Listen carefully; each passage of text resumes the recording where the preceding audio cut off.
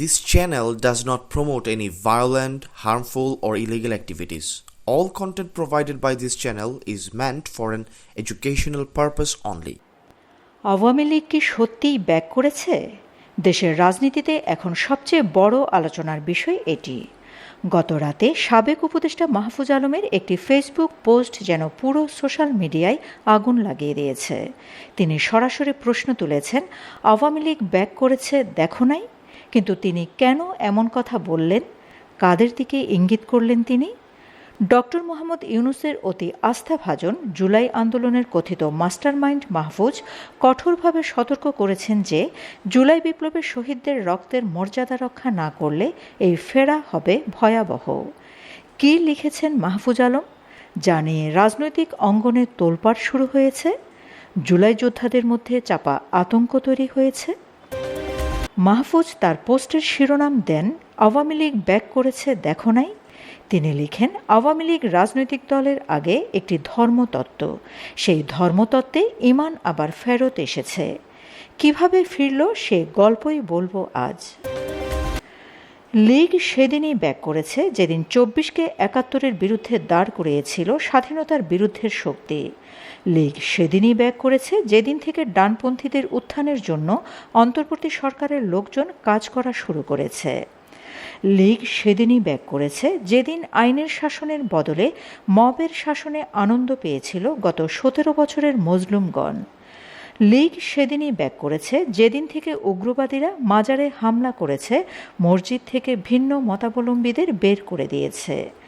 লীগ সেদিনই ব্যাক করেছে যেদিন হিন্দুদের ওপর নিপীড়ন নিয়ে মজলুমগণ চুপ ছিল। লীগ সেদিনই ব্যাক করেছে যেদিন সেকুলার মূল্যবোধে বিশ্বাসী মানুষজন এদেশের সরকার প্রযোজিত ডানপন্থীর উত্থানে ভয় পেয়েছিল। লীগ সেদিনই ব্যাক করেছে যেদিন মব স্টারদের এদেশে হিরো বানানো হয়েছিল, উগ্রবাদীদের সেফ স্পেস দেয়া হয়েছিল। লীগ সেদিনই ব্যাক করেছিল যেদিন ব্যবস্থা বিলোপের বদলে ন্যূনতম সংস্কার ও ঐকমত্য কমিশন নাম দিয়ে জনগণকে বিচ্ছিন্ন এবং হতাশ করা হলো। লীগ সেদিনই ব্যাক করেছিল যেদিন থেকে বিএনপিও অন্তর্বর্তী সরকারের বিরুদ্ধে গেল আর বিএনপিকে ঠেকাতে জামাতকে কোলে নিল অন্তর্বর্তী সরকার। লীগ সেদিনই ব্যাক করেছিল যেদিন ছাত্ররা বিপ্লবী সংগঠনের রূপ না নিয়ে লুম্পেন চরিত্রের ক্লাব আর মবের রূপ নিয়েছিল। লীগ সেদিনই ব্যাক করেছিল যেদিন মিডিয়া আর সাংস্কৃতিক প্রতিষ্ঠানের ওপর হামলা প্রযোজিত হলো। লীগ সেদিনই ব্যাক করেছিল যেদিন অন্তর্বর্তী সরকার পলিটিক্যাল থেকে আমলাতান্ত্রিক হলো এবং আমলা নির্ভর কিচেন ক্যাবিনেট থেকে সিদ্ধান্ত নেওয়া শুরু হলো।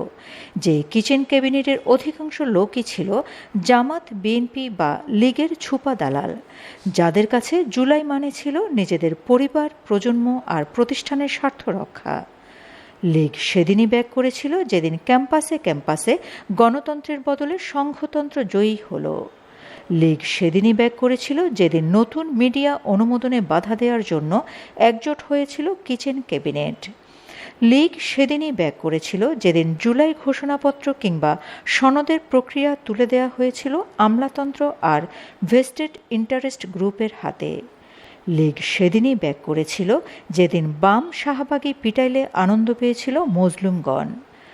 লীগ সেদিনই ব্যাক করেছিল যেদিন এদেশে কাওয়ালি ইনকিলাবি কালচারের মতন রিগ্রেসিভ কালচার ব্যবস্থা দিয়ে বাঙালি জাতীয়তাবাদ মোকাবিলার মহারম্ভ হয়েছিল। লীগ সেদিনই ব্যাক করেছে যেদিন নির্বাচনী বাটোয়ারার মাধ্যমে সংস্কার ও বিচারকে কম্প্রোমাইজ করা হলো অ্যান্ড বিএনপি জামাতের বার্গেইনিং টুল বানানো হলো। লীগ সেদিনই ব্যাক করেছে যেদিন কমিশন, ট্রাইব্যুনাল, বিশ্ববিদ্যালয় ইত্যাদিকে একটি আদর্শের লোকদের মাধ্যমে ক্ষমতারোহণের বার্গেনিং টুলে পরিণত করা হলো। লীগ সেদিনই ব্যাক করেছে যেদিন কালচারালি, ইন্টেলেকচুয়ালি যারা জুলাইয়ে আমাদের পক্ষে দাঁড়িয়েছিল তাদের বাদ দিয়ে জিরো কন্ট্রিবিউশন গুপ্তদের ক্ষমতায়িত করা হলো। দীর্ঘ এই পোস্টে অন্তর্বর্তীকালীন সরকারের সাবেক উপদেষ্টা লিখেন, পুনশ্চ মূল কথাই বলা হয়নি। লীগ ফেরত আসবে কারণ সব দোষ মাহফুজ আলমের। শেষে তিনি লিখেন, প্রচারে নিখিল বাংলাদেশে চিরকাল মজলুম ডানপন্থী বলয়, অন্তর্বর্তী কিচেনের দালাল, সুবিধাভোগী গুপ্ত বলয় এবং this and those bot forces syndicate আর গং মানে গয়রহ বা ইত্যাদি। কি রাগ করলা? পড়ো ইন্নালিল্লাহ। এবার আসা যাক মাহফুজ আলম কেন হঠাৎ এমন পোস্ট করলেন সেই বিশ্লেষণে। গত জুলাই আগস্টের অভ্যুত্থানের মধ্য দিয়ে যে পরিবর্তন এসেছিল, মাহফুজ আলমের মতে সেই পরিবর্তনের পথ থেকে দেশ কি বিচ্যুত হচ্ছে? তিনি তার পোস্টে অভিযোগ করেছেন, যেদিন থেকে উগ্রবাদীদের বা মবস্টারদের হিরো বানানো শুরু হয়েছে এবং জুলাইয়ের খুনিদের আইনি প্রক্রিয়া ছাড়াই ছেড়ে দেওয়ার প্রবণতা দেখা গেছে, সেদিনই আওয়ামী লীগের পুনরুত্থান শুরু হয়েছে। মাহফুজ আলম তার পোস্টে 3টি প্রধান কারণ তুলে ধরেছেন। প্রথমত, গণ অভ্যুত্থানের শক্তিকে পাশ কাটিয়ে মব ও উগ্রবাদকে প্রশ্রয় দেওয়া। দ্বিতীয়ত, প্রশাসনের ভেতরে এখনও রয়ে যাওয়া আওয়ামী বলয়ের সক্রিয়তা। তৃতীয়ত, সরকারের ভেতরের কেউ কেউ হয়তো অগোচরে পুরনো ব্যবস্থার দিকেই ঝুঁকছেন। মাহফুজ আলমের এই পোস্টে মিশ্র প্রতিক্রিয়া দেখা যাচ্ছে। সাধারণ মানুষ প্রশ্ন তুলছে, তবে কি অভ্যুত্থানের চেতনা ফিকে হয়ে আসছে? কেউ বলছেন এটি আগাম সতর্কতা, আবার কেউ মনে করছেন এটি পরিস্থিতির কঠিন বাস্তবতা। মাহফুজ আলমের এই দাবি যদি সত্যি হয়, তবে বাংলাদেশের ভবিষ্যৎ রাজনীতি কোন দিকে মোড় নেবে? আওয়ামী লীগ কি আড়ালে থেকে সব নিয়ন্ত্রণ করছে? আপনার কি মনে হয়, মাহফুজ আলমের এই হুঁশিয়ারি কি সময়োপযোগী নাকি অতিরঞ্জিত? আপনার মতামত কমেন্টে জানান। প্রতিবেদনটি ভালো লাগলে শেয়ার করুন এবং এমন সব বিশ্লেষণমূলক ইনসাইট পেতে আমাদের চ্যানেল সাবস্ক্রাইব করে রাখুন। Shamima Chowdhury Shammi, BNA news 24। আমার সোনার বাংলা, আমি তোমার